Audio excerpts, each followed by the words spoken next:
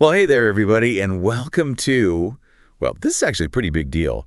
This is the first ever news deep dive straight from lifeistrucker.com. Woo! So think of this like your weekly stop, to catch up on all the crazy happenings and the stories that really matter in the world of trucking from all the different angles. Yeah, the trucking news can be overwhelming sometimes, right? Absolutely. It's a fire hose of information sometimes. It really is. And you're busy, you're on the road, you don't have time to sort through all of it. Exactly. And that's where we come in, right? That's the mission. We're going to try to bring you a little bit more of an objective take on the news, maybe even sneak in a little humor along the way, when the news allows, and really boil it down to what matters most for you out there on the road. What impacts you, right? Your bottom line, your livelihood, your sanity sometimes. Absolutely. Yeah. So why don't we just jump right in? I think the biggest story this week that really shook a lot of people was that horrible crash down in Austin, Texas. Yeah, it was a really tough one. A multi-vehicle pileup on I-35, I believe it was March 13th. Yeah. And unfortunately, 5 lives were lost. Yeah, a real tragedy. And, we talk about ripple effects, and how things kind of impact the industry as a whole. This one has really sent shockwaves. Definitely, both legally and just, across the driver community. Absolutely. The truck driver in question, Solomon Weldekil Araya, he's actually facing some really serious charges. Intoxication, manslaughter, and assault. Right. And they think drug or alcohol use was involved. Wow. And now there's a $100 million lawsuit. Huge lawsuit, $100 million. Yeah. And this is where it gets really interesting, right? Because the suit isn't just targeting the driver and the trucking company. Right. Amazon is named in the suit as well because they were linked to the shipment. Yeah. And, this is kind of, I think, maybe uncharted territory a little bit. We've talked about nuclear verdicts before, but bringing Amazon into the mix here really raises the stakes for everybody. Because what the families of the victims are saying is, of course they want justice. Of course. But they also want accountability that goes beyond just, blaming this one individual driver. Right. They're saying, hey, if this guy was impaired, how did he even end up behind the wheel of that truck? Right. Was there a failure in the system that allowed this to happen? And for you guys out there driving, I mean, I'm sure it's incredibly frustrating. I would think so. When the actions of one individual, really reflect on the entire industry. Yeah, because you're out there, you're doing things the right way, you're following the rules. You're working hard, you're putting in the hours. Exactly. And then something like this happens and it kind of paints everybody. With the same brush. Yeah, with a really broad negative brush. Yeah. So it's definitely a complicated situation. It is. And I think if we kind of zoom out and look at the broader industry implications, right? Yeah. Amazon's involvement here really highlights this whole question of corporate responsibility because they often use subcontractors for their freight transport, layers of separation. Right. And that can limit their direct liability. Sure. But this lawsuit could potentially change that. Yeah. It could redefine just how much responsibility these big corporations have. Right. When something like this happens. Absolutely. And that would be a huge deal, not just for Amazon, but for brokers, dispatchers, independent carriers, the whole supply chain. Really forces us to look at the systemic issues within the industry, right? Absolutely. I mean, we talk about driver fatigue all the time. Oh, yeah. The pressure to perform tight margins. Unrealistic schedules. Yeah. Mental health is a big one that we need to talk more about. Huge. And then, training and enforcement of regulations, all that plays a part. Absolutely. And what's interesting to me is that so far, both Amazon and the trucking company have been pretty quiet. Yeah. Radio silence for the most part. Which makes sense. Yeah. They've lawyered up, of course. But meanwhile, the drivers are the ones who are really watching this closely. Oh, yeah, because they know what's at stake. They know what's at stake. This could change things. This could change things a lot. So I think this is really just the beginning of a much bigger conversation about accountability and reform within the trucking industry. I think you're right. And it really boils down to this pressure to perform right. Yeah. To maybe cut corners. To meet deadlines. Yeah. Are we putting too much emphasis on speed and efficiency? At what cost? At what cost exactly? Exactly. Is there enough support for drivers to maintain safety and compliance? Or are we asking too much of them? Yeah. Are we setting them up to fail? Yeah. These are tough questions. These are really tough questions. But I think they're the right questions to be asking. Well, let's shift gears a little bit and talk about something a little bit more positive. Okay. It's happening in Charlotte, North Carolina. They've launched this new thing called the Commercial Truck Parking Tool. It's a website aimed at helping truckers find legal parking spots, understand the local rules, and hopefully avoid those dreaded parking tickets. Yeah, nobody wants this. Nobody wants this. So basically, it's like an online directory, Okay. specifically for Charlotte and the surrounding areas. It's supposed to show you where the legal parking is available, what the specific rules are for each location, and even give you some data on past parking violations. Interesting. So you can kind of see where the hot spots are Exactly. and where you're more likely to get a ticket. And here's another interesting twist. They're actually allowing private lot owners to list any available commercial parking spaces that they might have for rent. Oh, that's a cool idea. So, I mean, it's kind of a win-win for everybody, potentially. Yeah, maybe. So why is Charlotte doing this? Well, Good question. they're a rapidly growing city. Makes sense. More freight moving through more residential development, and of course, More complaints about trucks parking in the wrong places. yeah, residential areas, people don't like that. They don't. They don't. So the city is saying this is a way to enhance safety and reduce traffic congestion. Right. But let's be honest. The real issue here is the lack of truck parking. The age-old problem. Yeah. And it's not just in Charlotte. It's everywhere. This is a nationwide problem. That's a huge problem. So, I can see why some of you drivers out there might be a little skeptical. Oh, yeah, I get it. I mean, how accurate is this information going to be? Right. Is it real time? Is it real time? Can you really rely on it? And how does this compare to the apps that you're already using, like Trucker Path? Yeah, you don't want to be juggling a million different apps and websites. No. Especially when you're on the road, you need something simple and reliable. Exactly. That's not going to distract you from driving. So the city's intention is good. Okay. They're trying to help. Reduce illegal parking. Yeah. And like I said, it could be a win-win for those businesses that have extra space. Yeah, for sure.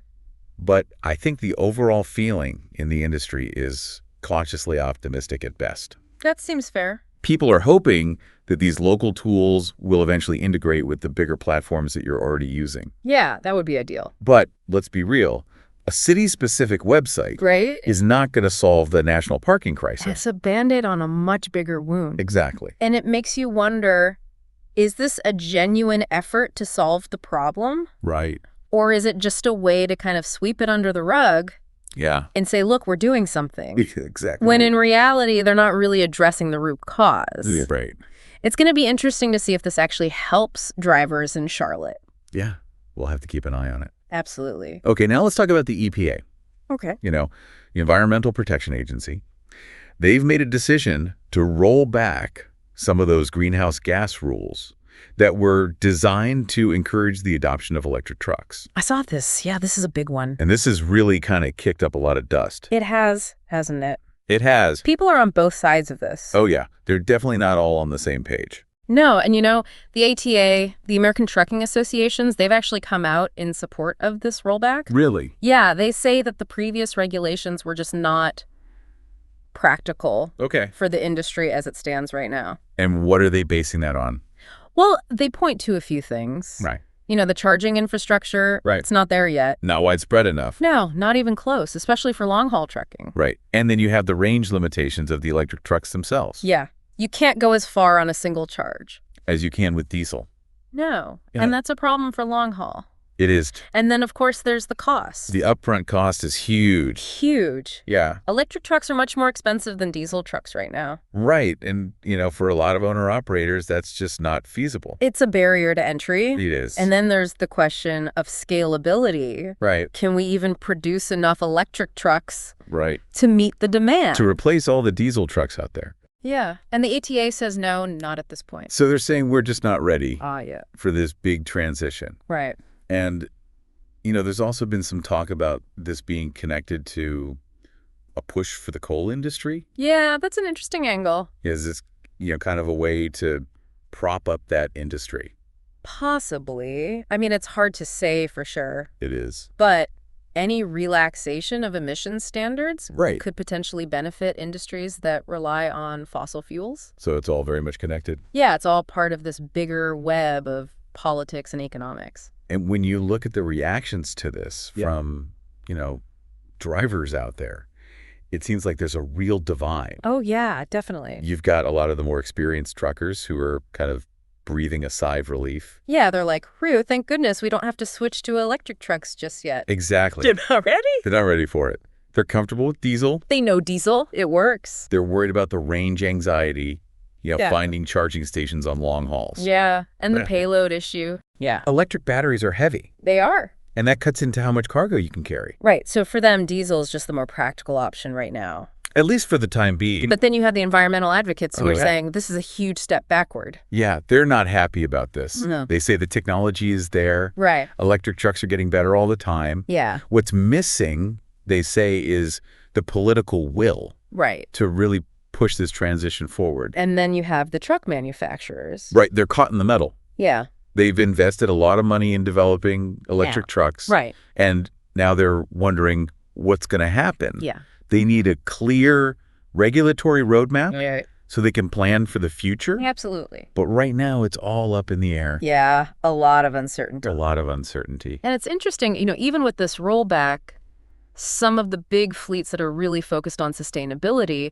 they're still moving forward with their electric truck plans. Yeah, they've got their own goals. Yeah. And they're sticking to them. And they're often tied to, what their customers are demanding as well. Absolutely. Yeah. But for the independent carriers, Right. it's a tougher decision. It is. Do they stick with diesel because it's cheaper right now? Right. Or do they make the jump to electric? And risk getting ahead of the curve. Yeah, and potentially not having the support or the infrastructure. Yeah, it's a gamble. It's a big gamble. And it's not an easy one to make. No, Yeah. it's not. So this whole EPA decision, Mm-hmm. it really shows that this isn't just about the environment or the technology. It's about so much more than that. It's about the economics. Absolutely. It's about the industry's profits. And it's about politics. It's all tied together. It's all connected. And this rollback, it might give some people a little breathing room, Okay.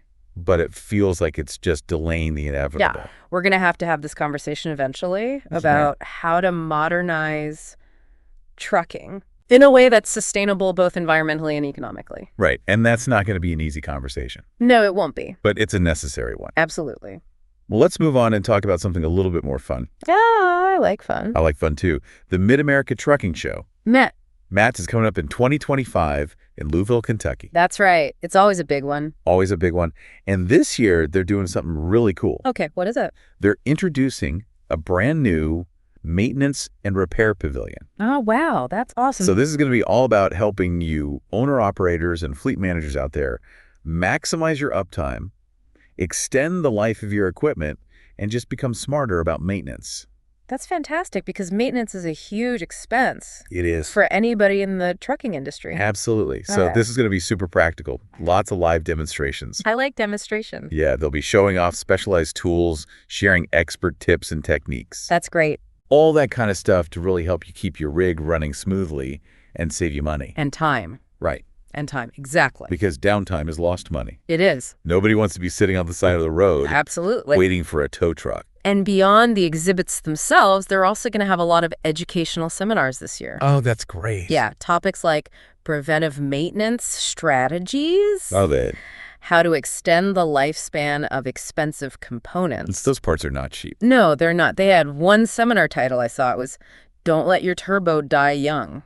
That's awesome. I know, Rick. Very catchy. Yeah. And very important. Very important. So if you're headed to Matt's this year, definitely check out the Maintenance and Repair Pavilion. I will, for sure. I will too. And, another thing that's really starting to make waves at these industry events is AI. Artificial intelligence. Artificial intelligence. It's everywhere these days. It is. And trucking is no exception. Yeah, we're seeing it being talked about in the context of predictive maintenance. Identifying potential problems before they even happen, That's huge. which could save you a ton of money and hassle. Absolutely. And also in dispatch automation, Okay. AI could really change the way that loads are managed and assigned. So potentially streamlining things, making things more efficient. Exactly. And maybe even opening up some new opportunities for drivers. Yeah. Maybe even some side hustles or even career shifts. That's right. The skills to understand and work with AI are going to be valuable Very in valuable. the future of trucking. Absolutely. But Matt's isn't just about the big companies and the technology. Yeah. Oh, yeah. There's so much more to it. It's about the people. It's about the people. It's about the networking, Yeah. meeting other drivers, mechanics, industry experts, sharing ideas. Those informal conversations, Yeah. those are often where the real magic happens. Absolutely. Yeah. And that's what makes these events so special. Yeah, for sure. It's that sense of community. And camaraderie. Yeah. And I've already been hearing from some truckers who are really excited about this repair pavilion. That's great. Yeah. One owner-operator told me he's really looking forward to getting some tips on how to extend the life of his engine. Makes sense. Yeah. An old fleet maintenance manager said she's hoping to find some new tools and technologies that can help her team be more efficient. It's all about staying ahead of the curve It is. and finding ways to improve. Exactly. And, I also spoke to this one driver.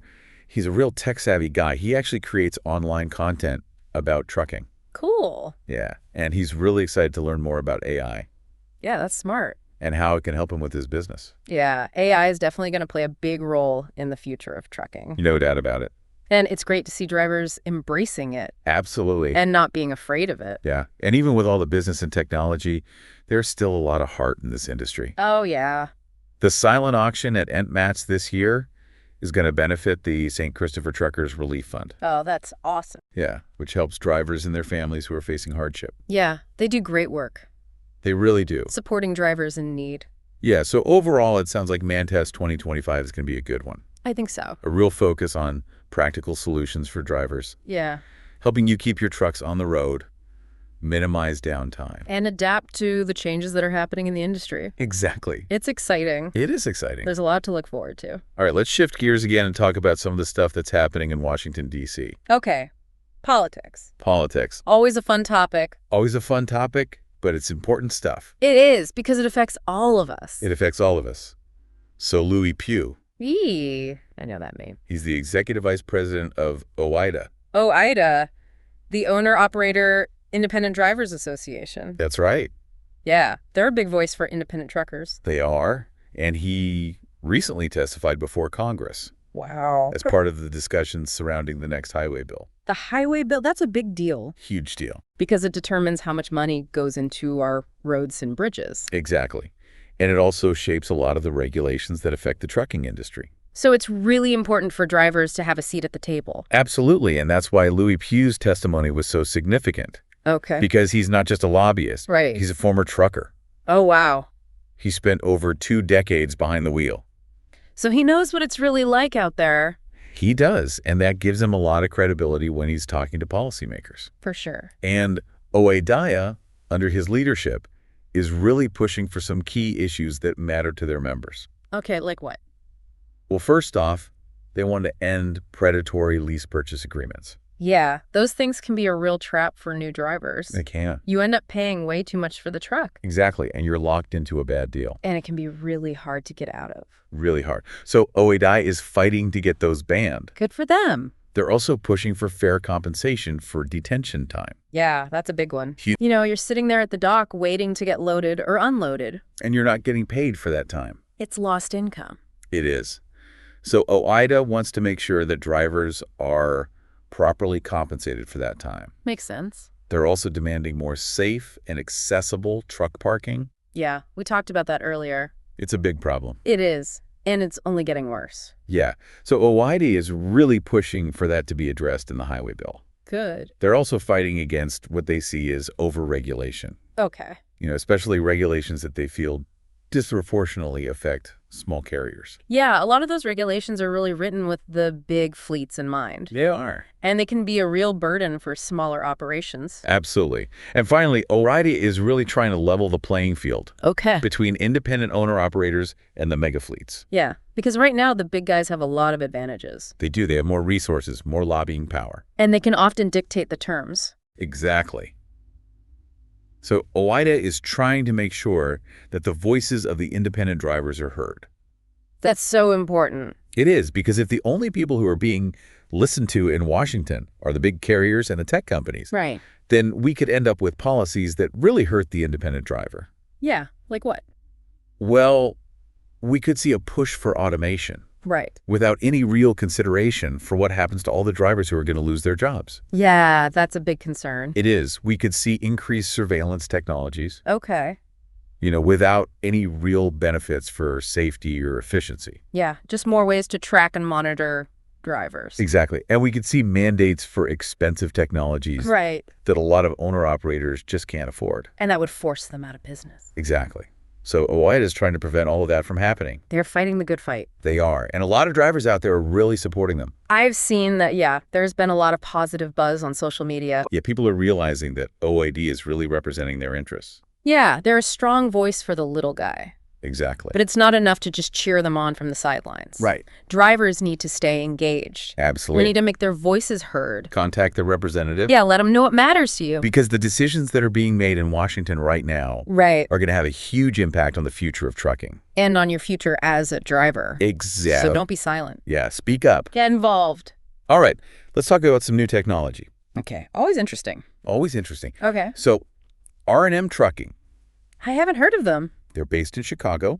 Okay. They just became the first customer in the U.S. Wow. to use a Volvo VNR electric truck. Volvo's electric truck. Yep, That's cool. through Volvo's new on-demand truck as a service program. Truck as a that's interesting. It is, so R&M Trucking, they focus on regional freight, air freight, and intermodal transportation. Okay, so shorter routes. Yeah, mostly within urban areas and surrounding regions, Gotcha. which actually makes a lot of sense for electric trucks. Yeah, because you're not going as far. Exactly. You don't need as much range. Right. And the Volvo VNR electrics, it's got some pretty impressive specs. Okay, let's hear them. Up to 275 miles on a single charge. Not bad. And you can fast charge it to 80% in about 90 minutes. That's pretty quick. It is. Especially compared to some of the earlier electric trucks, Oh, yeah. which took hours and hours to charge. And it's also a lot quieter than a traditional diesel truck. Oh, that's great. Yeah. And of course, zero tailpipe emissions. So good for the environment. Good for the environment, which is becoming increasingly important. Especially in urban areas. Especially in urban areas where air quality is a big concern. Yeah, you don't want to be contributing to that. No, you don't. And this truck as a service model that Volvo's doing, Yeah, tell me more about that. it's pretty cool. Okay. Instead of buying the truck outright, Which is expensive. which is very expensive, Yeah. R&M is essentially leasing it Okay. with maintenance included. Oh, that's nice. And the terms are flexible. So they can adjust it based on their needs? Exactly. So Yeah. it's a much lower barrier to entry So it makes sense. for fleets that are considering electric trucks. Yeah, it takes away some of the risk. Yeah, it does. And as you can imagine, this whole thing is generating a lot of different reactions. I that. The sustainability folks are loving it. Oh, yeah, they're applauding R&M for being pioneers. Yeah, for taking that lead. And for showing that electric trucks can work. But then you have the owner-operators who are a little more hesitant. They're the ones who are actually out there driving every day. Right. And they're worried about the charging infrastructure. Yeah, especially outside of the big cities. Exactly. Are there enough charging stations? Right. And are they reliable? And what happens if you break down? Yeah. You're going to be stuck out there for hours waiting for a tow? Yeah, those are legitimate concerns. They are. And then you have the fleet managers Right. who are looking at the numbers. The bottom line, Yeah, will electric trucks save them money in the long run? that's the big question. It is. And then the dispatchers, they're trying to figure out how to incorporate these trucks into their routing and scheduling. Yeah, because it's a different way of operating. It is. You have to factor in charging times Yeah. and range limitations. Exactly. So it's a whole new set of challenges. It is. But it's also a huge opportunity. Yeah, for those who are willing to adapt. Absolutely. And Volvo, they're being smart about this. Okay, how so? By offering this truck as a service model. Right. They're making it easier for fleets to try out electric trucks. Without a huge upfront investment. Yeah, and they're providing ongoing support. So it's a much lower risk proposition. It is, and that could be really appealing to shippers Oh, yeah. who are increasingly looking for low-emission carriers. Yeah. Sustainability is becoming a big selling point It for a is. lot of companies. And there are also government incentives. Right. Tax breaks, subsidies, things like that. Yeah. So there are definitely a lot of reasons why electric trucks might make sense for some operations, Yeah, especially in urban areas. especially in urban areas and for regional hauling. But for long haul, Yeah, it's still a tough sell. it is. The infrastructure just isn't there yet. And the range is still a limiting factor. Yeah, you can't go cross country on a single charge. Not yet, anyway. Maybe someday. Maybe someday. But not today. Not today. So we'll have to see how this all plays out. We will. It's going to be interesting to watch. Very interesting. The evolution of electric trucks. Absolutely. All right, let's talk about something a little bit more sentimental. Okay. Kenworth. Kenworth, one of the big names in trucking. They've announced that they're discontinuing the W900. No way! The W900. The W900. That's an icon. It is A legend. a legend. And by 2026, it's going to be gone. Wow. After 65 years. After 65 years of production. That's a long run. It is a long run. So why are they doing this? Well, they say it's because the industry is changing. Okay. The focus is shifting towards more aerodynamic designs, Fuel efficiency. fuel efficiency, Makes sense. autonomous driving technology. Yeah, that's